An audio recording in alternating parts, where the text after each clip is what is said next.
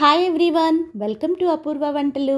పిల్లలందరికీ schools almost start అయినాయి. అయితే పొద్దున్నే హడావుడి లేకుండా క్యారెట్ తినని పిల్లలు కూడా హ్యాపీగా తినేలాగా ఈజీగా క్యారెట్ రైస్ని ఎలా తయారు చేసుకోవాలో ఈ వీడియోలో చూసేసేద్దాం. నేనైతే ఎంచక్కా క్యారెట్ రైస్ కట్టేసి మా పిల్లలిద్దరికీ కూడా లంచ్ పెట్టేశాను. ఈ క్యారెట్ రైస్ ఎప్పుడు తయారు చేసినా మా పిల్లలు ఒక్క మెతుకు కూడా మిగల్చకుండా తినేస్తారు. అంత బాగుంటుంది దీని ఫ్లేవర్.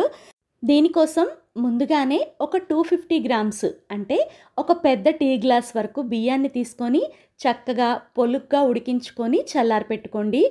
పోపు కోసం బాండిని పొయ్యి మీద పెట్టి 2 యాలకులు, 2 లవంగాలు, 2 దాల్చిన చెక్క ముక్కలు వేసేసి అవి కొంచెం చిటపట్లాడిన తర్వాత అలాగే ఫైన్గా కట్ చేసుకున్న ఒక పెద్ద ఆనియన్ తరుగు, అలాగే 2-3 పచ్చిమిర్చి తరుగు, గుప్పెడు వరకు ఫ్రెష్ బఠానీ వేసేసుకోండి.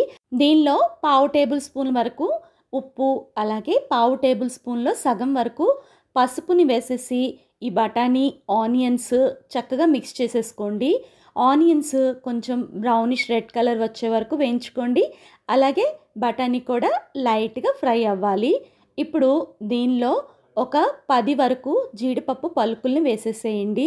జీడిపప్పులు ముందే ఎందుకు వేయలేదంటే మాడిపోతాయి, ఇప్పుడైతే లైట్ రెడ్డిష్ కలర్కి వేగుతాయని.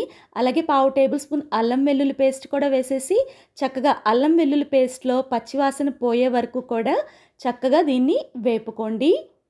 ఇప్పుడు దీనిలో మంచి ఫ్లేవర్ కోసం ఒక రెమ్మ వరకు కరివేపాకును వేసేసి అది కూడా బాగా మిక్స్ చేసేసి మంటని సిమ్లో పెట్టుకొని ఒక 5 నిమిషాలు దీన్ని కుక్ చేసుకోవాలి.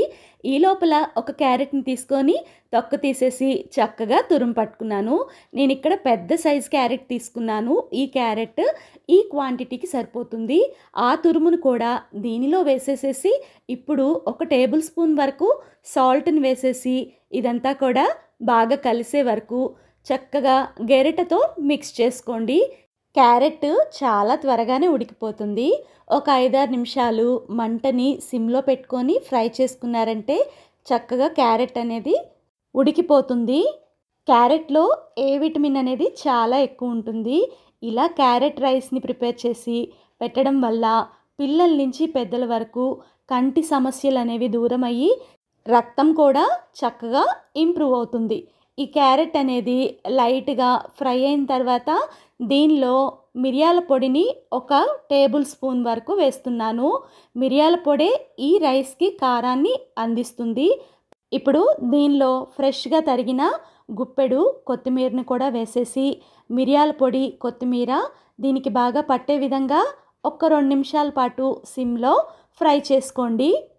మిరియాల పొడి వేయటం వల్ల సీజనల్గా వచ్చే దగ్గు, జలుబు తగ్గడంతో పాటు రైస్కి మంచి ఫ్లేవర్ కూడా వస్తుంది.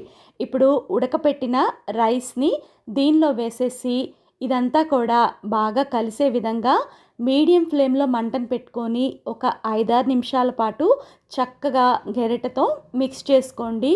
అప్పుడే ఈ రైస్కి క్యారెట్ తాలూకా మసాలాల తాలూకా ఫ్లేవర్స్ అన్నీ కూడా చక్కగా పడతాయి.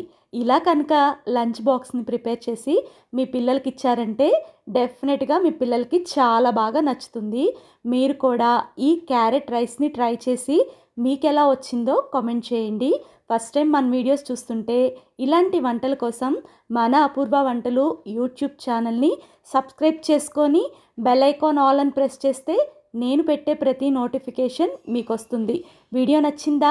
నచ్చితే లైక్ చేసి మీ ఫ్రెండ్స్కి, ఫ్యామిలీకి షేర్ చేయండి. Thank you for watching.